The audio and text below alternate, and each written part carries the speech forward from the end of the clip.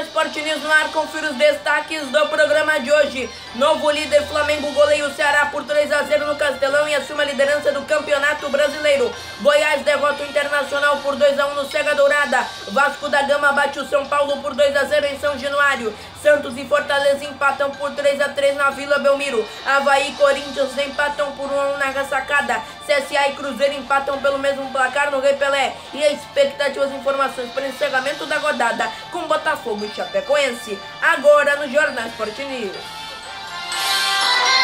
Telão, Ceará 0, Flamengo 3, Pablo Mari, Gabigol e uma pintura, um golaço, um golão de Jorge de Arrascaeta. Aí o gol do camisa 4 do Flamengo, Pablo Mari, abrindo o placar aos 21 minutos da etapa inicial no Castelão, que estava lotado.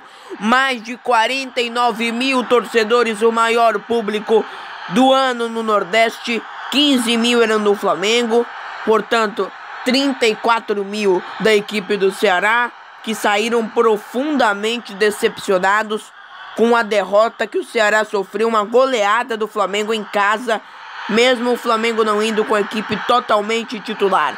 Gabigol aos 35 do primeiro tempo para fazer 2-0 para a equipe do Flamengo no Castelão. Vamos rever o gol. Cruzamento, Gabigol recebeu de primeira, bateu pro gol da equipe do Ceará. E agora o gol mais bonito do jogo, ataque do Flamengo, cruzamento na área, de bicicleta, Arrascaeta no ângulo do goleiro do Ceará para fazer 3-0 pro Mengão aos 51 minutos da etapa complementar. Com essa vitória, o Flamengo assumiu a liderança do Brasileirão. Agora, o Flamengo é líder do Campeonato Brasileiro. Vamos às estatísticas. O Mengão é líder do Brasileirão. Torcedor do Flamengo muito feliz. E o Flamengo jogando bem, merecendo. E o Santos bobeou e acabou perdendo a liderança para o Flamengo. E agora, não estou dizendo que o Flamengo será campeão, hein? Mas eu disse que vai ser difícil tirar o Flamengo de onde ele está, pelo futebol que está jogando. Só se bobear, perder 3-0 pro Bahia, como perdeu, deixar pontos passarem. Agora, se jogar do jeito que jogou contra o Ceará no Castelão, fazer 3-0, não é para qualquer um. 16 chutes do Ceará, 10 do Flamengo, 4 chutes a gol do Ceará, 5 do Flamengo, 51% de posse de bola do Ceará, 49 do Flamengo, 413 passes trocados pelo Ceará, 407 pelo Flamengo, 82% na precisão de passe do Ceará, 79 do Flamengo, 11 faltas cometidas pelo Ceará, 14 pelo Flamengo, 3 cartões amarelos da equipe do Ceará, nenhum cartão vermelho, 7 impedimentos, 4 para o Ceará, 3 para a equipe do Flamengo e 11 escanteios, 9 para o Ceará, 2 para a equipe do Flamengo. Cartões amarelos, de novo, vou fechar a pintura de Jorge de Arrascaeta. Para o Ceará, 22, Samuel Xavier e o 3 Valdo. Para o Flamengo, não tivemos cartões amarelos para a equipe do Mengão. E ficou assim no Castelão. O Flamengo deu um show, 3 gols muito bonitos de Arrascaeta, um golão. Ceará 0, Flamengo líder do Brasileirão 3. Jorge Jesus falando após Ceará 0, Flamengo 3, Mengão líder do Brasileirão. Adversário muito bem trabalhado do ponto de vista tático. É verdade, não tem as referências individuais como o Flamengo, mas uma equipa muito competitiva. E por último, eu que cheguei ao futebol brasileiro, eu que estou habituado aos campeonatos na Europa, e sei o que é que vou dizer. Não há campeonato nenhum no mundo como o Campeonato Brasileiro. Com esta vibração, com esta beleza. Os europeus deviam vir ao Brasil ver o que é o Campeonato Brasileiro para saber o que é paixão no futebol e o que é beleza. Em relação à sua pergunta, dizer que, como faço sempre, não é o facto de jogarmos agora quarta-feira contra o Inter, contra o Internacional. Nós temos feito sempre quando temos um jogo no meio da semana, normalmente mudamos 3, 4, 5 jogadores, Avaí 1 na ressacada. O Avaí marcou com Franco e o Corinthians com Wagner Love. O Corinthians teve a proeza de ainda sair atrás da equipe do Avaí. Veja aí, o Avaí vai cobrar escanteio, ainda vai marcar o gol na equipe do Corinthians, o que é um profundo escárnio. Levar gol do Avaí já é uma vergonha por isso, e o empate é outra vergonha. Não dá. O Avaí tem 7 pontos, empatou 7 vezes, até porque não teve competência de ganhar de ninguém. Não teve um habilitado para fazer tal proeza. Porque não dá. O Avaí é muito ruim no Campeonato Brasileiro. E não importa se joga na ressacada, no norte, no sul, no leste, no oeste. O Avaí é a mesma equipe medíocre que não ganhou nenhum dos 16 jogos que disputou no Campeonato Brasileiro. E o Corinthians compactua com uma das 7 equipes que levaram gol da equipe e que conseguiram empatar com o Avaí. Não dá. É vergonhoso para a equipe do Corinthians. Vamos às estatísticas do jogo. Pro Avaí, 13 chutes, 9 pro Corinthians, 2 chutes a gol do Avaí, 4 do Corinthians, 48% de posse de bola do Avaí, 52 do Corinthians, 392 passes trocados pelo Avaí, 414 pelo Corinthians, 79% na precisão de passe do Avaí, 80 do Corinthians, 19 faltas cometidas pelo Avaí, 15 pelo Corinthians, 1 cartão amarelo do Corinthians, 1 cartão vermelho para cada lado, cartão vermelho para a equipe do Avaí. Tivemos o Betão e pro Corinthians o Michel, cartão amarelo, 1 pro Corinthians, cartão vermelho, 1 para cada lado, 4 impedimentos, 2 para cada lado e 6 escanteios, 4 para a equipe da casa, o Avaí, 2 para a equipe do Corinthians. Cartões amarelos, não tivemos nenhum para a equipe do Avaí. Pro Corinthians, o 37 Everaldo, cartão vermelho pro 2 Michel e pro Avaí, cartão vermelho pro 3 o zagueiro Betão. E aí o gol do Wagner Love ficou assim na ressacada, resultado vergonhoso pro Timão. Avaí 1, Corinthians também 1. Há 3 rodadas. Carilli falando após Avaí 1, Corinthians 1 na ressacada. Então veio o Inter, veio o Botafogo, veio o jogo de hoje. E hoje são 5, né? Poderia ser 3, mas são 5. Então o vestiário assim bastante chateado, que a gente sabe do resultado e até passei, né, para que esse excesso de vontade não atrapalhasse nas decisões dentro de campo. Mas não conseguimos a vitória, saímos perdendo. Buscamos o empate, tentamos pressionar no final, né? Diminuímos 1 ponto em relação ao quarto, que é a zona de classificação direta para a Libertadores. Carilli admite resultado muito ruim em empate diante do Avaí por 1-1 na ressacada. Agora o técnico do Corinthians responde a próxima pergunta. Fez depois, claro, a substituição muito feliz do Bocelli pelo Love. O que te fez manter essa convicção para voltar com a mesma equipe depois do intervalo? A gente tem que pensar em tudo, não só no jogo. Não sei se eu tenho o Pedrinho para quinta-feira, né? Então você tem jogadores com essa característica para um jogo muito decisivo no Maracanã, que você não pode errar. Os 2 marcados por Thales Magno e Felipe Bastos. São Paulo 0 com a expulsão de Ganiel, que foi justa na minha convicção. Ele colocou pé alto, ofereceu risco ao jogador do Vasco, portanto expulsão correta da equipe do São Paulo. A saída de Ganiel aos 36 do primeiro tempo.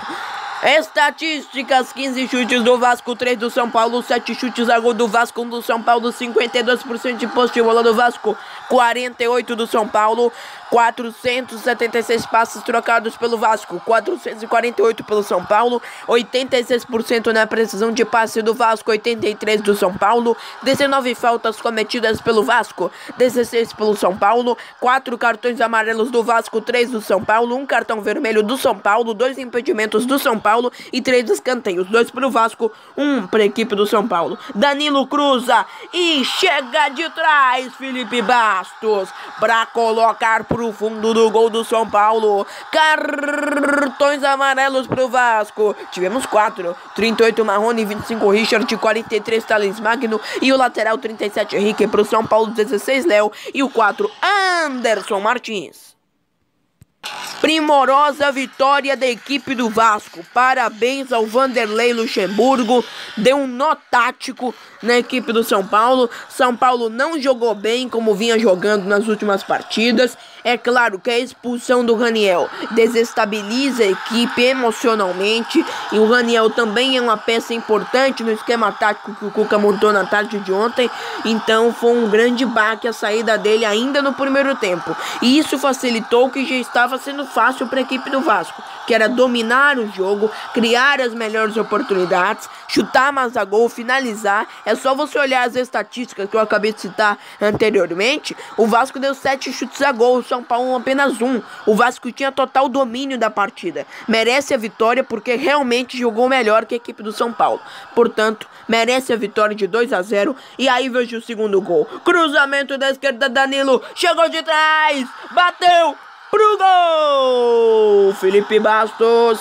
35, Vasco 2, São Paulo 0 em São Januário.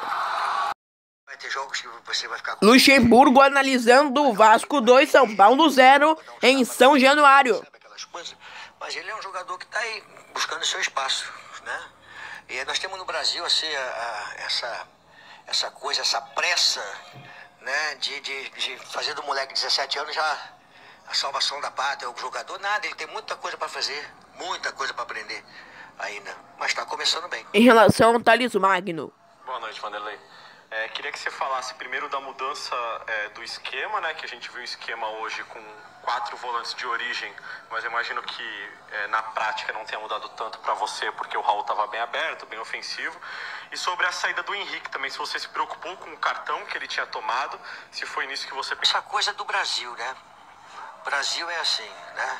Com nós técnicos brasileiros, né? O Cuca fez eu assisti o jogo do São Paulo contra o Atlético. O Cuca terminou jogando com 4 laterais, com volante, porque ele estava com o time jogando lá, é difícil, e com o time com dificuldade. Esse é o técnico tem que trabalhar. Em momento algum, a minha equipe jogou com 4 volantes, joguei com 1 volante. 2, Internacional 1.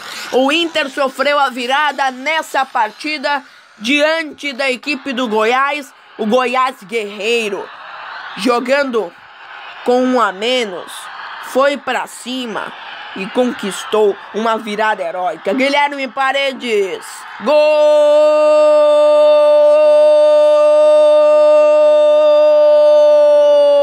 do Internacional. Guilherme Paredes recebeu, bateu no cantinho do goleiro do Goiás. E aí o gol do empate da equipe do Goiás. A equipe esmeraldina, troca de passes, chegou Michael, fintou, limpou, bateu. Gol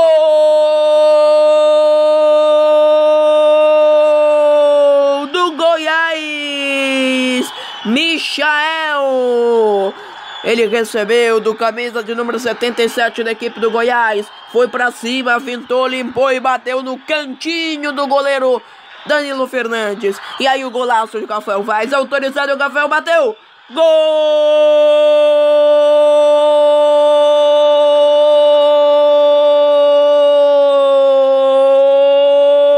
do Goiás.